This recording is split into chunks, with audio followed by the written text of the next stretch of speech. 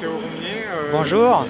La journée du 5 et même un petit peu celle du 6 ont été particulièrement importantes. Quelle est ton analyse sur la situation aujourd'hui ? Alors la situation, c'est qu'on est clairement au début d'un grand mouvement social.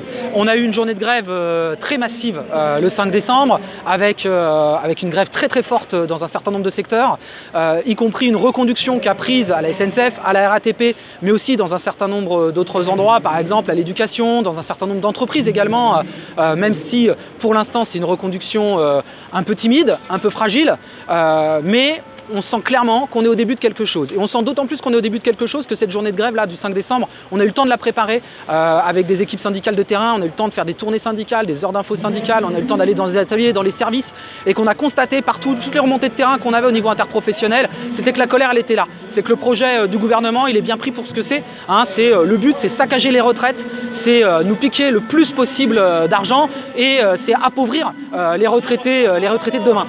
Ça fout en rogne vraiment dans les boîtes, dans les services, et c'est sur la base de cette colère qu'il y a vraiment un terrain pour construire un mouvement social important. Sur la base de cette colère et sur la base aussi du travail d'organisation important qui a été fourni par des équipes syndicales qui sont vraiment motivées, qui sont vraiment remontées. Il y a du boulot, par exemple, on voit que clairement dans le public beaucoup ça a pris, dans des entreprises un petit peu fortes, comme la RATP, ça a pris aussi, la SNCF, mais il y a encore un gros travail à faire pour organiser le secteur privé, pour lui donner la confiance d'aller dans l'action et éviter de laisser des bataillons de grévistes tout seuls aller à la reconduction. Il y a eu un communiqué intersyndical, la nationale, qui est sorti le 6 au matin, qui disait clairement qu'il fallait appuyer la grève reconductible là où il était, qui disait clairement qu'il fallait faire de la journée du 10 une journée de grève massive et qu'il fallait qu'il y ait des suites rapides et fortes. Ce communiqué, il est ce qu'il est, il va permettre en tout cas aux équipes syndicales de s'appuyer là-dessus pour travailler à la reconduction.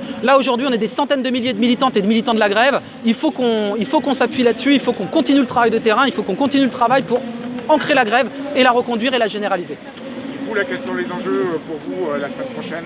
La semaine prochaine, nous, les enjeux, c'est de remobiliser les salariés sur les lieux de travail, de faire des assemblées générales le plus possible et de commencer à construire une véritable auto-organisation.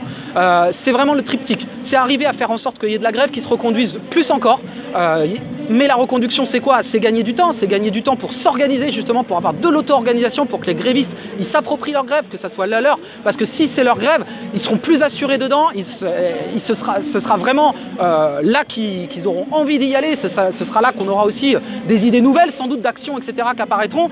Et c'est aussi ce qui permettra de généraliser la grève, d'éviter que, là encore, on n'ait qu'un ou deux secteurs. C'est ça, c'est le triptyque, reconduction, auto-organisation, généralisation. Et c'est aussi ça qui permettra d'avoir une grève forte, qui permettra aussi de faire face à la répression du gouvernement qui ne va pas tarder à arriver. Et ça, vraiment, tous les militantes et les militants aujourd'hui, mais au-delà, l'ensemble des salariés, on peut avoir une avancée significative et une poussée de la grève la semaine prochaine, autour de la journée du 10 et au-delà. Donc nous, ça va être ça, c'est de faire en sorte que la journée du 10, ce soit une véritable journée de tremplin. La journée du 5, elle a été très forte. Ça démarre très fort, il faut que le 10, ça s'amplifie et qu'on aille effectivement vers une grève reconductible massive et un mouvement social qui dure tout le mois de décembre pour avoir un mois de décembre chaud bouillant. Ça veut dire que pour toi, l'enjeu, clairement, il est dans les boîtes, pas dans la rue. L'enjeu, il est dans les boîtes.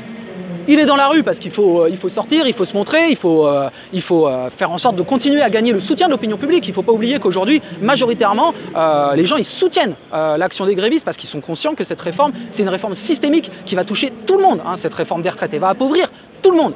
Donc il faut être dans la rue, bien sûr, mais bien évidemment que la force de la grève, c'est pas les manifestations. La force de la grève, c'est d'avoir des grévistes sur les lieux de travail. Donc c'est vraiment sur les lieux de travail, dans les bassins, dans les territoires, qui font construire l'auto-organisation. D'abord, c'est l'AG dans son bahut, dans son service, dans son atelier, et ensuite c'est l'AG de secteur, de bassin, avec les autres salariés de son même secteur professionnel, et ensuite effectivement construire des AG interpro pour décider d'actions de blocage économique, etc. Mais le vrai blocage économique, ce sera la grève. Merci Théo Roumier. Pas de quoi.